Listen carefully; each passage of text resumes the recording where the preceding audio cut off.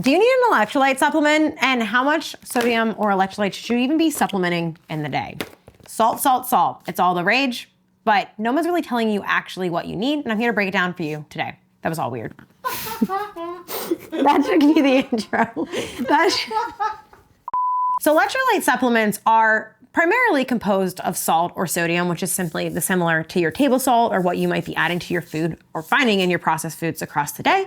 But often they also have other electrolytes in it, like magnesium or potassium or other sort of minerals that you might be losing in your sweat. But sodium is primarily the main one, which is why you see so much more in these supplements. Now, everyone's telling you that you need to shotgun a gram of sodium a day in order to be healthy, or if you do any sort of exercise, and there's a little bit more nuance than that, so let's break it down. First, do you even need an electrolyte supplement? And here's my general rule of thumb for this. The RDA for sodium each day is 2,300 milligrams per person, just for your basic, everyday, regular individual. And in our very hyper-processed food environment that many of us live in, eat in, and consume in, we're meeting that or exceeding that already through the foods that we're eating or the salt that we're adding to them. If you're a regular person, maybe working out for 30, 45, 60 minutes a day, eating a regular diet, adding sodium to your foods, or eating some processed foods across the week, you might already be at or meeting your sodium needs for both your lifestyle and just your general performance needs and goals. Now, if you're somebody who eats a relatively whole foods diet, you're not adding a lot of salt to your food, or it's not very, very processed, you might need something like an electrolyte supplement to add into your diet to fill or meet those needs, or to honestly feel better or help with hydration and or water status in the body. The exception to this rule is sometimes people like lactating pregnant women have higher blood plasma volumes, so they might need some sodium or electrolytes to help with that. But in general, I'm cautious to say that everyone out there willy-nilly needs an electrolyte supplement every single morning, even when I got an affiliate code for one. Sorry, Liquid IV.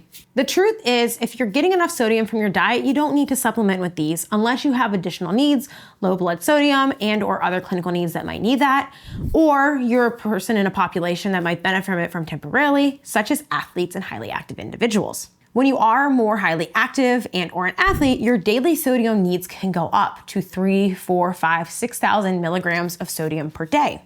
Because you're sweating and losing sweat as well as other electrolytes and minerals in your body through your sweat during that activity. And you supplement with these to replace and replenish those and help maintain your fluid balance, hydration status, and or these minerals in your body. How much you need of that really depends on how active you are. And typically the recommendation is 300 to 1,000 milligrams per hour during exercise, or potentially additionally during the day on top of that, either preloading before a long endurance training session or after that session to replace and replenish what you lost or you didn't meet or need during that training session. It's hard to say a clear-cut exact amount because this will depend on the weather, how much you sweat, how salty your sweat is, and or how much you take in from your diet and your food across the day, as well as your intra-run nutrition. So it's something that you're gonna have to trial and error with. Typically, if you're getting things like headaches, you find that no matter how much you drink, you don't feel hydrated, your urine is consistently clear, but you feel like your hydration balance is still off, or sometimes even feeling fatigued or fuzzy head, or in the afternoon, I will feel that way and I'll think it's carbs, but I drink sodium or electrolyte replacement and I feel better, are all kind of signs that I use to say, hey, you probably need a little bit more salt. Or if I wake up in the morning feeling like I just slept in the Sahara Desert, I usually think I probably need a little bit more sodium in my day to meet and replace what I needed for my training before. I feel like my salt needs speak in silent and tiny ways that let me know that I need more sodium, and keeping in tune with those and learning those over time have helped me kind of learn when to dial up and dial back. So for example, right now I'm training for a marathon in the hot, humid East Coast summer, and I am supplementing 500 to 2,000 milligrams of sodium most days to help replace and replenish that, and potentially even more on my long run days. But during the winter and when it's colder and cooler, or during my off season between my race training last winter, I didn't supplement with a single liquid IV other than a few days a week during long training sessions in the gym when I was sweating a lot. And I didn't take them in the morning either because my needs were just lower. I didn't need to replace and replenish that, and I felt pretty good without it. So this can adjust and fluctuate with your training needs and demands, and how much you need is something that you might need to use some trial and error with.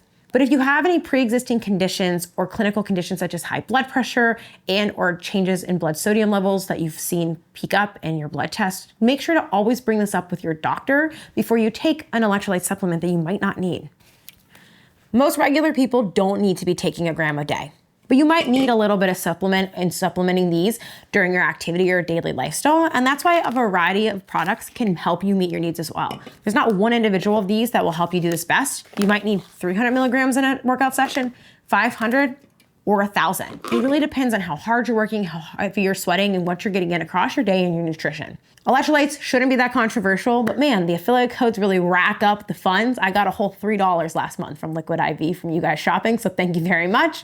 But other than that, you really don't need these unless you need to meet your needs for training in the environment that you're working out in. Otherwise, your table salt, which makes your food taste good, can be perfectly fine to help you replace and replenish that.